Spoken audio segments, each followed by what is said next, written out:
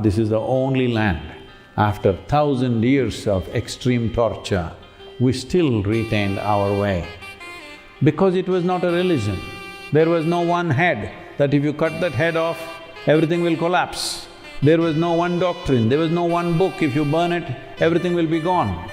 It is an organized kind of chaos, intentional chaos, because you can't destroy a chaos, you can destroy a system. So what you call as the Hindu civilization, or better that we call it Sanatana Dharma, is a consequence of fearless, guiltless, greedless human beings. So, it is not because of Hindu way of life they became like that. Because they were like that, this is the consequence. This civilization is a consequence of that. But as all of us know, in recent history, in this land when we say recent, we are saying 1,000 years ago. In recent history, it has been ravaged like no other land. Probably most of you do not know, because those who wrote our history books and textbooks, they wanted to be nice to you, so they eliminated all the ugly parts of our history so that we may once again walk into similar situations. But the land has seen, the people have seen enormous atrocities, atrocities which are way bigger than anything that is normally talked about in the world. The greatest things that we talk about in the world is how Africa was subjugated by the Europeans, and how Adolf Hitler did what he did in pre-World War II times, and what happened in North America to the Native Americans. But what happened in this land, both in numbers and quality of torture, much, much, much more. But this is the only land, after 1,000 years of extreme torture, we still retained our way of being.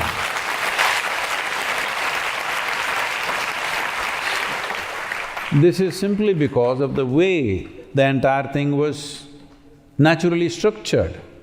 Because it was not a religion. There was no one head, that if you cut that head off, everything will collapse. There was no one doctrine, there was no one book, if you burn it, everything will be gone. Because it was individual seeking.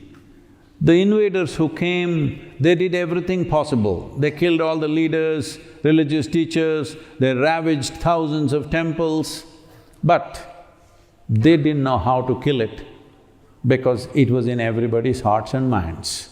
You cannot kill that one. Because it was not a philosophy that could be corrected. It was not a belief system that could be obliterated. It was a natural longing to know.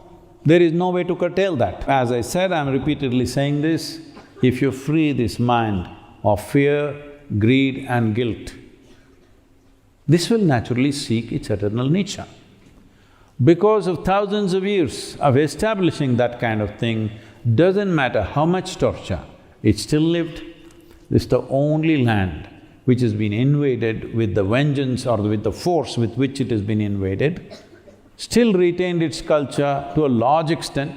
Damages happened, but it retained because this is not the culture which is organized.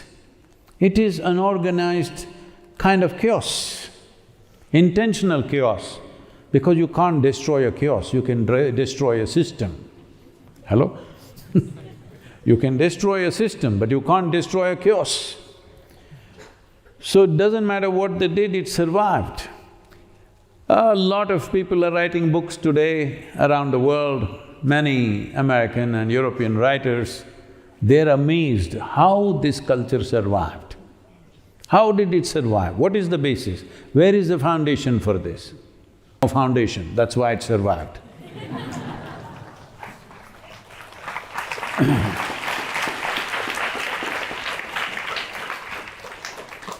Because the foundation is in our evolution, the foundation is in the nature of our existence. The foundation is not in what we organized as human beings. It is not a church, it is not some kind of organization, it is not… There's one leader that if you kill him, everything will collapse. Do what you want. You don't even know where it exists, but it exists. So, if we do this one thing, if we do this one thing in this generation, that in the world, it's beginning to move that way, but I would like to see it in my time. If we move the society, if you move the world's population in this direction, they are free of fear, they are free of guilt, and they are free of greed. You will see Sanatana Dharma will sprout across the planet. This you must understand. Sanatana Dharma does not mean all of them will chant your mantra or all of them will do this, no. All of them will seek. That's all that matters. Which way they seek, we don't care. Hello? We don't care how they seek, as long as they're seeking their eternal nature, as long as they're seeking their ultimate possibility, we call them Sanatani. Because Sanatana does not mean a particular group of people, Sanatana means eternal nature.